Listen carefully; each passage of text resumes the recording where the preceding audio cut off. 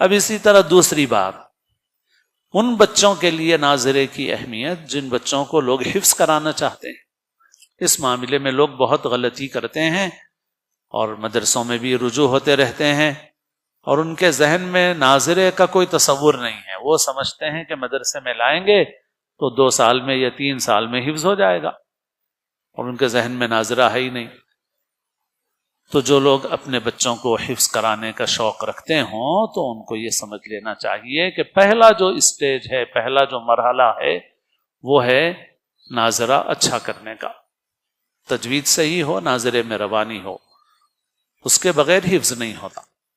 اس کے لیے عام طور پر 1.5 سال کا وقت لگتا ہے، کبھی کچھ زیادہ بھی لگتا ہے وقت، 1.5 سال لگتے ہیں، 2 سال لگتے ہیں۔ وہ ناظرہ اس معیار کا ہو تب بچے حفظ کر پاتے ہیں۔ ناندیڑ میں ایک عالم ہیں، موجود ہیں ماشاءاللہ، ہم سے عمر میں قریب ہیں، کچھ کمی ہوں گے یا آس پاس ہماری عمر کے، تو انہوں نے 6 مہینے میں حفظ کیا۔ دگلور میں ایک مدرسہ تھا مہاراشٹرا میں، وہاں پہ 6 مہینے میں حفظ اس طرح سے ہوا ان کا کہ ان کے استاد نے ان کو ناظرے کے 60 دور کرائے تھے، 50 کے بعد والا 60 دور ناظرے کے بہت اچھی طریقے سے کرائے تھے ان کو۔ 60 دور کرانے کے بعد جب ان کا حفظ شروع کیا گیا تو 6 مہینے میں حافظ بن گئے وہ۔ اور ابھی 2 سال پہلے بانسواڑہ کا ایک مدرسہ ہے جس کا ہم لوگوں سے تعلیمی اعتبار سے تعلق ہے، تو اس مدرسے میں 5 بچیوں نے حفظ کیا، اور ان 5 بچیوں نے 5 مہینے میں حفظ کیا، اور جلسے میں شریک ہوا تھا میں بھی۔ تو اتنی جلدی کیسے حفظ کیا ان بچیوں نے؟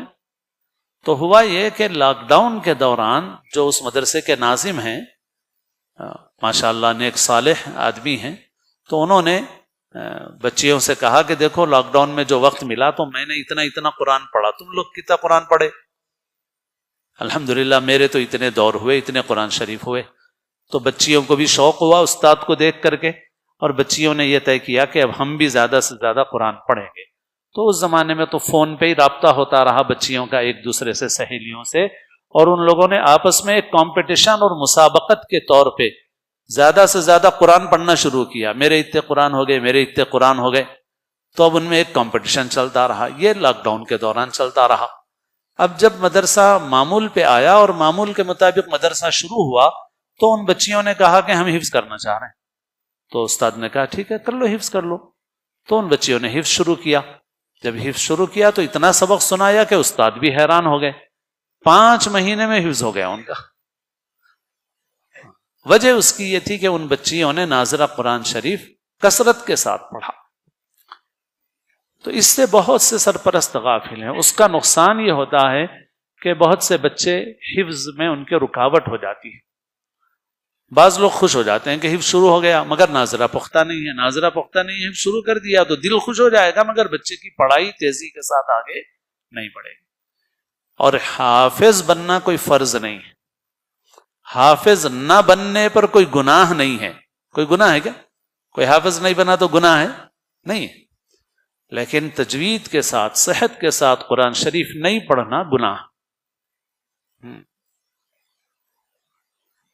اللہ کے رسول صلی اللہ علیہ وسلم نے فرمایا اقرأوا القرآن بلحون العرب، قرآن کو عربوں کے لحن میں یعنی صحت مخارج کے ساتھ پڑھو۔